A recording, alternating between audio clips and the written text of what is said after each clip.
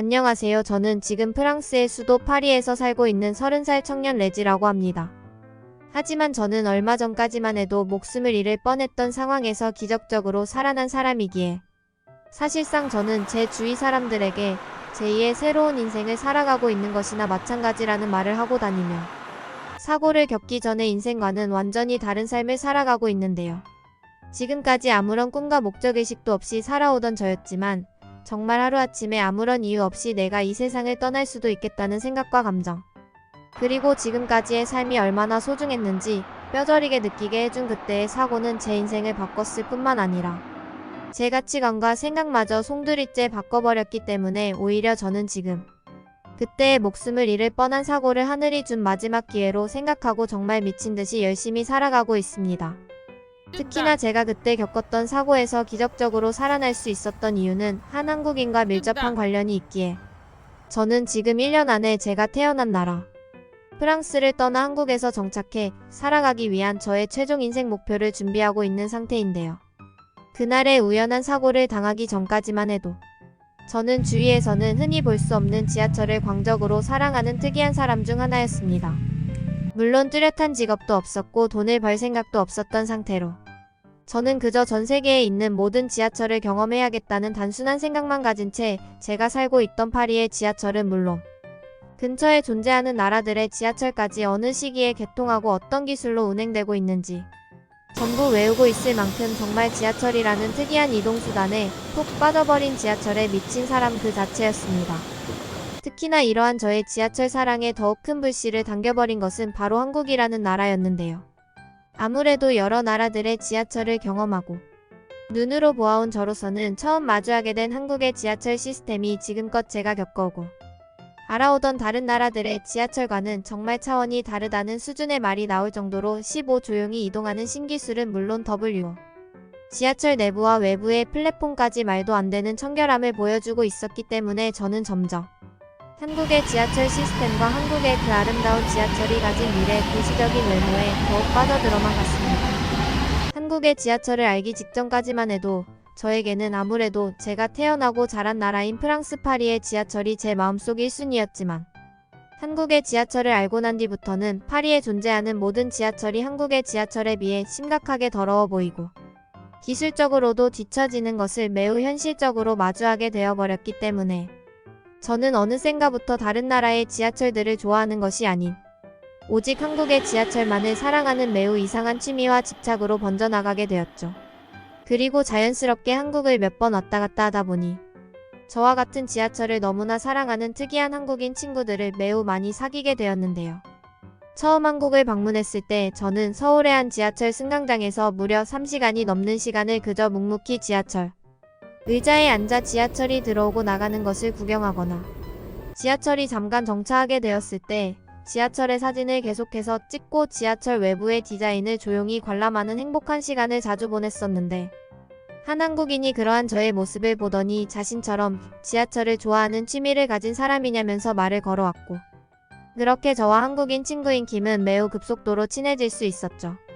특히 프랑스에 계시는 부모님께서는 아무런 직업도 없이 그저 지하철에만 미쳐있는 저를 보면서 앞으로 직업을 가질 생각 자체는 있는 것이냐는 잔소리와 이럴 거라면 당장 가족과의 연을 끊자고 저를 압박하셨기 때문에 저는 정말 처음 느껴보는 저와 똑같은 취미를 가진 한국인 친구인 킴과 보내는 자유로운 시간에 무한한 행복감을 느낄 정도였습니다. 하지만 한국인 친구인 킴에게는 다른 사람들과는 차별화되는 특이한 점이 하나 있었습니다. 그는 저를 처음 만났을 때부터 특이한 선글라스를 쓰고 다녔었는데 저는 그저 킴이 상당한 패션 감각을 가진 사람이라고 생각하고 별로 대수롭지 않게 생각하고 있었죠.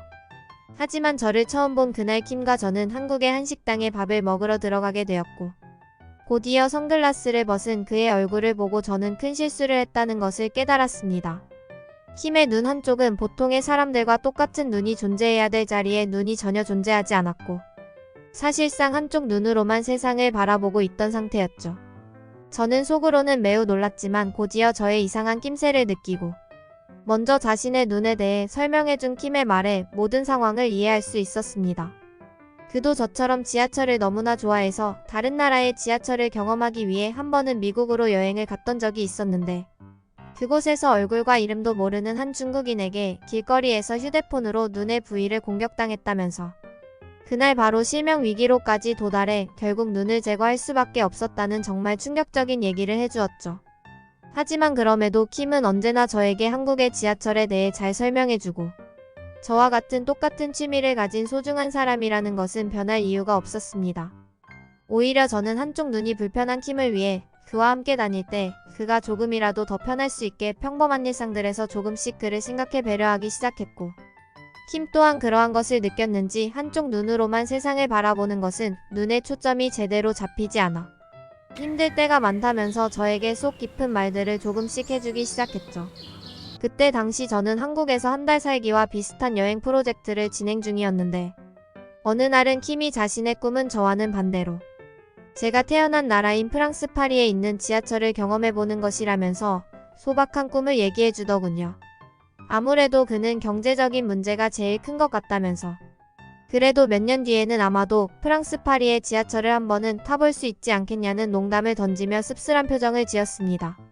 저는 곧바로 그에게 제가 프랑스로 돌아갈 날짜에 맞춰 함께 프랑스로 여행을 가보겠냐는 제안을 했고 그때 당시 어느 정도 경제적으로 여유가 있었던 저는 그에게 대부분의 경비를 지원해 줄 테니 함께 프랑스에 가서 파리의 지하철도 경험하고 승강장 플랫폼에 앉아 지하철 사진을 찍자는 제안을 했습니다.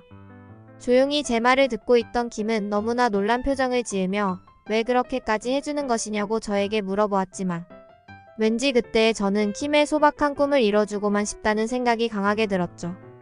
그렇게 저와 킴은 제가 파리로 돌아갈 비행기의 일정에 맞추어 조금 더 여유로운 한국에서의 여행을 마무리한 뒤 곧바로 또 다른 여행 일정을 준비해 함께 프랑스로 입국하게 되었습니다. 킴은 처음 떠나보는 프랑스 여행에 정말 어린아이와 같은 순수한 모습을 보여주었기에 저 또한 그러한 킴의 모습에 킴이 한국의 지하철을 여행하는 저를 도와주었던 것처럼 프랑스에 도착해서 킴의 지하철 관광 여행이 행복할 수 있게 잘 마무리해야겠다는 굳은 의지마저 생기더군요. 저와 킴은 긴 시간의 비행을 통해 힘겹게 파리에 도착할 수 있었고 저는 파리의 지하철을 보여주기 전 프랑스에 있는 유명한 관광지와 먹거리들을 킴에게 소개해주며 첫 유럽 여행을 경험하는 그에게 파리의 구석구석을 소개해 주었습니다. 그리고 그 다음날 저와 킴은 파리의 한 지하철 승강장에 도착하게 되었고 간단한 먹거리들을 먹으며 매우 흥미로운 시간을 보내고 있었죠. 저는 킴에게 한국하고는 아주 다른 파리의 더러운 지하철을 보니 어떠냐고 물어보았지만 킴은 그저 나라의 차이일 뿐 지하철의 운행은 똑같다며 재밌는 농담을 하더군요. 그렇게 저는 킴과 함께 파리의 지하철에 탑승하기 위해 지하철을 기다렸고 곧이어 플랫폼에 들어온 지하철에 올라타려던 찰나 저의 인생을 완전히 뒤바꾸는 사고가 발생하게 되었습니다. 파리의 지하철은 대부분 엄청나게 낡아 있는데 저는 그러한 점을 순간적으로 잊어버린 채로 지하철과 승강장 사이의 끝부분에 발을 디뎠고 곧 무언가 부서지는 듯한 소리와 함께 발을 디딘 지하철 바닥이 파손되면서 제 몸의 반은 승강장과 지하철 사이에 완전히 빠져버리고 말았습니다. 단 10초도 되지 않는 사이에 벌어진 정말 충격적인 사고였기에 저는 순간적으로 호흡이 되지 않는 듯한 공포감을 느꼈고 바로 직전까지 내가 무엇을 하고 있었는지 아무것도 기억나지 않으며 심각한 공황 상태가 시작되고 있었죠. 다행스럽게도 그때 당시 어느 정도 두꺼운 옷을 입고 있었기에 몸의 부상은 심각하지 않은 듯 했으나 그 좁은 틈에 갇혀버린 듯한 공포감은 말로 표현이 되지 않을 정도였습니다. 그런데 바로 그 순간 제 눈앞에 보여야 할 킴이 보이지 않더군요. 이때의 상황까지 1분도 되지 않는 시간이 흘러간 것처럼 느껴지고 있던 순간 갑자기 다시 제 눈앞에 킴이 나타나더니 자신이 한국인인데 지금 당장 도움이 필요하다는 고함을 영어로 플랫폼 전체에 소리치기 시작하면서 사람들을 모으기 시작하더군요. 킴은 저를 보면서 계속 괜찮다는 말을 해주었고 일단 지하철의 운행은 멈추어 놓았으니 더 이상의 돌발 상황은 나타나지 않을 것이라는 말과 함께 자신에게 방법이 있으니 믿고 포기하지 말아달라는 정말 용기 있는 말을 해주었습니다. 지하철 내부의 모든 사람들은 모여달라는 방송마저 나오더군요. 킴은 자신의 휴대폰을 이용해 파리 지하철 플랫폼 내부 신고소의 상황을 알린 상태라고 말했고 곧이어 사람들이 오면 저의 몸이 갇혀버린 지하철을 직접 들어 올려 저를 구할 것이라는 놀랍고도 충격적인 말을 해주었습니다. 그때 당시 저는 점점 정신을 잃어가던 상황이었고 몸의 부상은 심각하지 않았지만 심각한 공황 상태에 호흡하는 것이 점점 어려워지는 것이 느껴질 정도였죠. 방송이 종료되고도 킴은 자신이 한국인인데 이곳에 도움이 필요한 사람이 있다며 지하철 전체를 뛰어다니며 사람들을 모았고, 약 5분 뒤 정말 엄청난 수의 사람들이 멈춰버린 지하철 앞에 모이게 되었습니다. 정신을 거의 잃을 뻔한 순간이었기 때문에 모든 상황이 기억나지는 않지만 킴은 그 엄청난 사람들 사이에서 1, 2, 3를 외치며 지하철을 들어 올리는 리더의 역할을 하고 있었고, 그 모습을 마지막으로 저는 정신을 잃고 말았죠. 그리고 마지막 기억에서 눈을 떴을 때 저는 파리의 한 병원에서 눈을 뜨게 되었고, 저의 옆에는 프랑스에 있던 저의 부모님과 킴이 등을 벽에 기댄 채 모두가 잠을 자고 있더군요. 다행스럽게도 몸에는 큰 부상이 없다는 것이 저 자신도 느껴질 정도였고, 가슴 쪽의 근육에만 통증이 어느 정도 있었기에 하늘이 도왔다는 말이 절로 나왔습니다. 저의 인기척을 느낀 킴과 부모님은 저에게 운이 매우 좋았다면서 곧바로 의사를 데려왔고, 의사분은 지하철이 들어 올려지면서 제 몸이 빠져나왔는데 그 순간 하체와 상체로 분리되어 있던 혈액순환이 한 번에 진행되어 그러한 여파로 기절을 했던 것이라며, 몸과 내부 장기에는 큰 부상이 없으니 안심하라는 말을 해주더군요. 저는 킴에게 다시 한번 사고 상황을 자세히 들을 수 있었고, 전혀 처음 겪어보는 타국에서 용기 있게 사람들을 모아 지하철을 들어 올려준 킴의 모습에 눈물을 흘리며 오열할 수밖에 없었습니다. 그저 고맙다는 말밖에는 제가 할 수 있는 것이 없었고, 부모님께서도 킴의 손을 잡고 너무나 고맙다는 말을 하며 저와 함께 울음을 터뜨리셨죠. 그리고 킴은 제가 병원에 입원하는 약 한 달여의 기간 동안 저를 끝까지 기다려 주었고, 제 부모님의 안부까지 챙겨주면서 저와는 둘도 없는 목숨을 살려준 친구로 성장할 수 있었습니다. 몸은 빠르게 회복되어서 퇴원하는 날 킴과 저는 함께 제가 사고를 당했던 지하철 승강장으로 돌아와 그때의 상황을 떠올리며 천천히 플랫폼을 걸어 다녔습니다. 안타깝게도 제가 빠졌었던 구멍은 아직도 수리되어 있지 않았고, 저는 그 모습을 보면서 역시 한국과 유럽은 너무나 다른 도시 인프라 시스템을 가지고 있다는 것을 또 한 번 느낄 수 있었죠. 그렇게 킴은 그날 저와의 악수를 마지막으로 다시 한국으로 돌아가게 되었습니다. 한국으로 돌아가기 전 저는 킴에게 정말 목숨을 살려주어서 고맙다는 말과 함께 또 한 번 울음을 터뜨릴 수밖에 없었습니다. 그리고 약 6개월 정도의 시간이 지난 지금 킴은 아직도 종종 저와 영상통화로 안부를 주고받으며 둘도 없는 친구로 잘 지내고 있습니다. 저는 그때 킴이 보여주었던 용기 있는 리더의 모습을 보고 파리의 지하철 관리직으로 취직하기 위한 준비를 하고 있습니다. 킴과 같은 한국인이 프랑스에 있을 확률은 거의 없기 때문에 제2의 인생을 사는 저라도 저와 같은 피해자가 나오지 않게 하기 위해 그때의 영향을 받아 새로운 꿈을 가지게 되었죠. 그저 지하철만 좋아하던 평범한 사람이었지만 어느 날 저도 모르는 사이에 목숨을 잃을 수도 있겠구나라는 사고를 겪고 나니 저는 세상을 바라보게 되는 눈이 완전히 바뀌게 되었습니다. 이러한 저의 모습을 보시던 부모님께서도 오히려 제가 아닌 킴에게 고맙다는 말씀을 하시면서 킴이 없었다면 그날 제가 살아나지도 못했을 뿐더러 새로운 꿈도 가지지 않았을 것이라며 아직도 저를 공격하고 계십니다.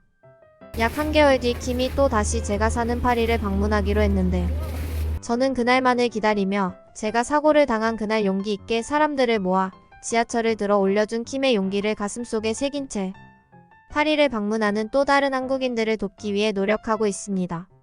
끝까지 시청해주셔서 진심으로 감사합니다. 함께하고 싶은 사연을 공식 메일로 보내주시면 신중히 검토하여 영상으로 제작하도록 하겠습니다.